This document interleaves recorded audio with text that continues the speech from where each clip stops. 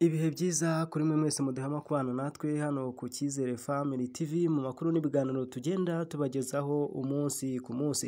Uyu munsi ni ku itariki 8 z'ukwezi kwa 11 umwaka w'ibihumbi 2024. Muri iri joro ryakeye mu karere ka Nyamasheke, murenge wa Gihombo, akagari na ka Butare, mu mudugudu wa Mbogo, haje kwibasira inkongi y'inzu y'umuturage witwa Juvenal Rwamanywa. Iyo nzu ikaba yahiye mu ijoro ryakeye kuri uyu mugoroba watambutse. Iyi nzu ikaba yahiye irakongoka ndetse n'ibyari biyirimo byinshi byahiriye muri iyi nzu. Amashusho ari kubigaragaza agaragaza ko iyi nzu nta kintu na kimwe cyabashije kurokoka, kubera ko iyi nzu yafashwe n'inkongi y'umuriro hari abantu bakeya, kandi muri uwo muryango hari abasore bawurimo, ariko hari ababyeyi bafite imbaraga nkeya ku buryo kugira ngo bahangane n'uwo muriro bagire ibyo bakuramo ntago byari biboroheye. Twaje kuvugisha umwe mu bayobozi bagize uyu mudugudu, umva ibyo yadutangarije kuri iyi nkongi y'umuriro. Mbibutsa ko nyuma y'iki kiganiro tugiye kugirana n'uyu muyobozi ushinzwe uyu mudugudu, turi buze gukurikizaho ikiganiro twagiranye n'umwe mu basore bagize uyu muryango, atubwire uburyo yabonye iyi nkongi y'umuriro, ingaruka ishobora kuba yabagezeho. Yewe nitwa Muragijimana Simoni, abandi umuyobozi w'umudugudu wa Gasharu. Ubwo hari mu saa 12 mvuye ku gasantere ko mu Kamina, naramanutse ndaza ngeze ku mashuri, numva abantu bari gusakabuka.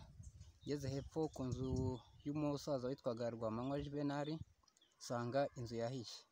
Tujya mu nzu tugerageza gusohora ibintu bimwe, ariko inkongi igakomeza kwiyongera. Bimwe tubasha kubishyira hanze, ibindi biratunira kubw'umuriro wari ukaze, hanyuma birangira bimwe bikongokeye mu nzu.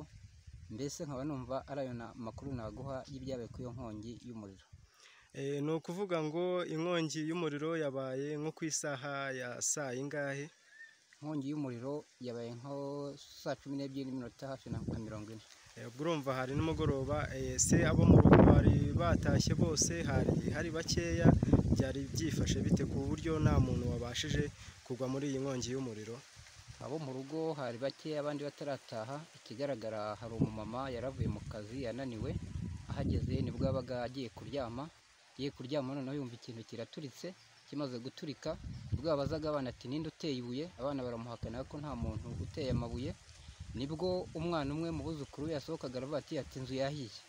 Ubwo nibwo bahitaga bahuruza abantu, batabara gutyo nyine basanga inzu yatangiye gufatwa, kubera ko nta kizimyamoto yari ihari, nta n'ubundi bufasha bundi bagomba gukora.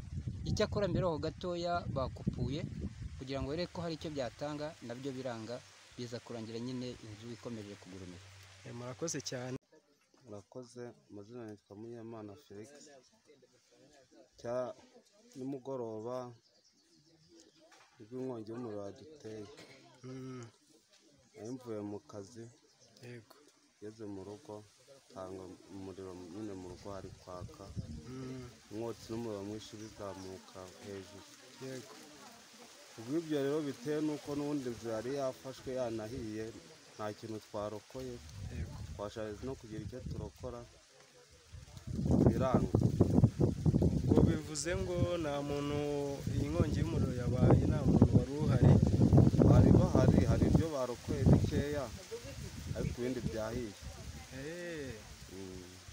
Ubwo ni ukuvuga ngo ko byabagenze kose nta muntu w'umusore wari uhari ku buryo yari kugira ibyo arokoramo.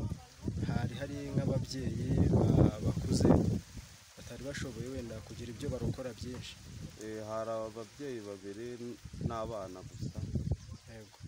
N'abandi gusa twifashishije abaturanyi, baraduhurira naho basanga inkongi y'umuriro yaduteye, irangira nabo ntacyo babikozeho. Ariko uko nabonye inzego z'ubuyobozi zabashije kuza kugera ahangaha kugira ngo zigire icyo zabafasha. Zahageze, se turamenya umwanzuro bari bufate. ubwo ibyo nabyo turagumya tubikurikirane, turaza kubimenya mu masaha ari imbere. yego murakoze. Sawa, murakoze.